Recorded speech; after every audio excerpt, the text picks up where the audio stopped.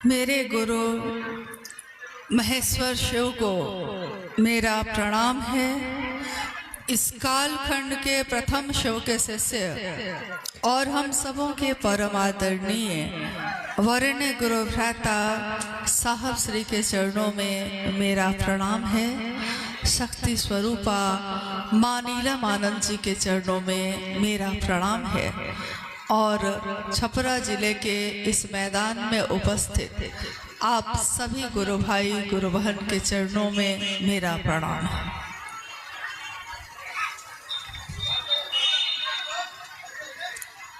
हम सबों का सौभाग्य है, परम सौभाग्य, कि अपने गुरु शिव के लिए, अपने महादेव की बात के लिए हम सब यहाँ एक जगह इकट्ठे हुए हैं। और इस शिव गुरु महोत्सव का आयोजन भी इसी निमित्त हुआ है कि हमने और आपने सबने शिव को अपना गुरु बनाया है और बरसों से इस रास्ते पे चल रहे हैं। कितने वर्ष बीत गए, जीवन का कितना हिस्सा बीत गया, लेकिन आज भी उस रास्ते पे लगातार चल रहे हैं जिसकी मंजिल है भगवान शिव स्वयं। महेश्वर शिव की पूजा, महादेव की पूजा प्राचीन समय से इस भारतवर्ष में ही नहीं, संपूर्ण ब्रह्मांड में होती आई है। और कुछ रूप उनके ऐसे रहे जिसको बहुत ज़्यादा प्रसिद्धि मिली, लेकिन ये रूप सारे दानदाता के थे। दान यानी जिनसे हम मांग सकते हैं। दुनिया में रहने वाले लोग हैं तो दुनिया की चीज़ ही मांगेंगे, जगत में रहने वाले लोग जगत की चीज़ ही मांगते हैं। तो महादेव के जिस भी रूप से हम जुड़े, अगर ईश्वरों के ईश्वर महेश्वर से जुड़े तो भी अपने लिए ही मांगा। काल से परे की सत्ता महाकाल से जुड़े तब भी अपने लिए ही मांगा। और उमा के पति के रूप में पूजित हुए तब भी अपना ही सौभाग्य, अपने ही सौभाग्यवती होने का वरदान मांगा। चिता का भस्म लपेटे निहंगी शमशानी कपालिक और कपालिकों के भी ईश्वर कपालेश्वर से जब मिले तब भी मोक्ष और मुक्ति ही मांगी। लेकिन न जाने क्यों लोगों ने ज्ञान नहीं मांगा। तो उनका ज्ञान दाता स्वरूप जिससे लोग, जन सामान्य के लोग अनजाने कारण हैं नहीं जुड़ पाए।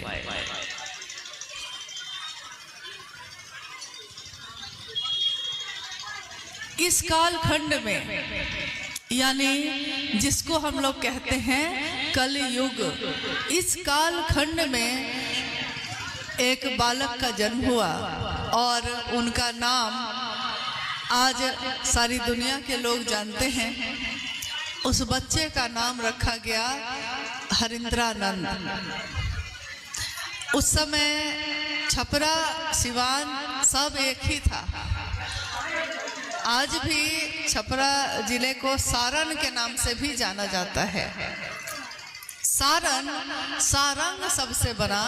सारंग का अर्थ होता है हिरण का वन, हिरण से भरा हुआ जंगल। तो आपका ये पूरा क्षेत्र उस समय एक ऐसा जंगल था जिसमें चारों तरफ हिरण ही हिरण थे और इसके कारण इसका नाम उस समय ये पड़ा, जो बाद में बदलते बदलते थोड़ा सा रूप तो हर चीज का बदल जाता है तो सारण हो गया। फिर लोग छपरा भी कहने लगे। जब साहब श्री हरिंद्रानंद जी का जन्म हुआ उस समय ये कहा जा सकता है कि ये सारे जिले एक ही थे और सीवान जिले में, जो आपसे बहुत नज़दीक है, अमलोरी नामक ग्राम में 31 अक्टूबर सन 1948 को एक बालक का जन्म हुआ, जिनका नाम उनके पिताजी ने हरिंद्रानंद रखा। स्वाभाविक है, बचपन अब आगे बढ़ा, थोड़ा बड़े हुए तो जीवन तो इस तरह से इस जगत में बढ़ रहा था, लेकिन एक तरफ कहीं ना कहीं महादेव की अपनी लीला भी चल रही थी। एक समय ऐसा भी आया, आप में से बहुत सारे लोग सालों से शिव के शिष्य हैं, आपने सुना होगा साहब श्री के जीवन के बारे में। 12 वर्ष की आयु के बाद शमशान साधना के लिए उनका मन मुड़ गया और वो शमशान साधना, कब्रिस्तान साधना, इन चीजों में जाने लगे। घटनाएं उनको मोड़ रही थी उस तरफ, न जाने क्यों। उस समय तो उनको भी पता नहीं था कि आगे वो कहाँ जाने वाले हैं। और एक समय ऐसा आया जब धीरे धीरे मंजिल और स्पष्ट होती गई, और सन 1974 में आरा के शान में अर्धरात्रि के समय में साहब श्री ने शिव को अपना गुरु बनाया। शिव का गुरु स्वरूप और उनके गुरु स्वरूप की ऊर्जा का संचरण एक मानव का तन, ये इतनी अद्भुत बात है, शायद आपने इस पे कभी सोचा हो या नहीं सोचा हो।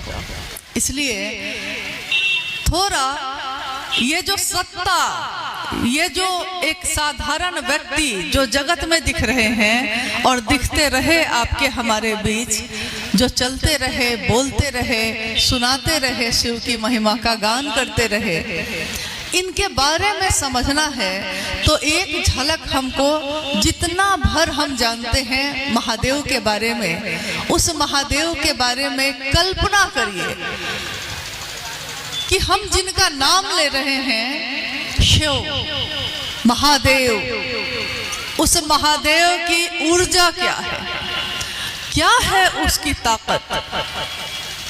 क्या दुनिया का कोई आदमी महादेव का इन आंखों से दर्शन कर सका? दुनिया का कोई तपस्वी शिव की समग्र स्वरूप की ऊर्जा को अपने अंदर उतार सका? तो ऐसा नहीं हुआ, आज तक तो नहीं हो सका। जिन साहब की हम बात कर रहे हैं और जिन्होंने शिव को गुरु बनाने की बात कही, उस शिव के बारे में हमारे ऋषियों ने, मुनियों ने और हमारे पूर्वजों ने शास्त्रों में, उपनिषद में, पुराण में, रामायण में, महाभारत में और घर घर में ये कहा कि महादेव की इच्छा से ये सृष्टि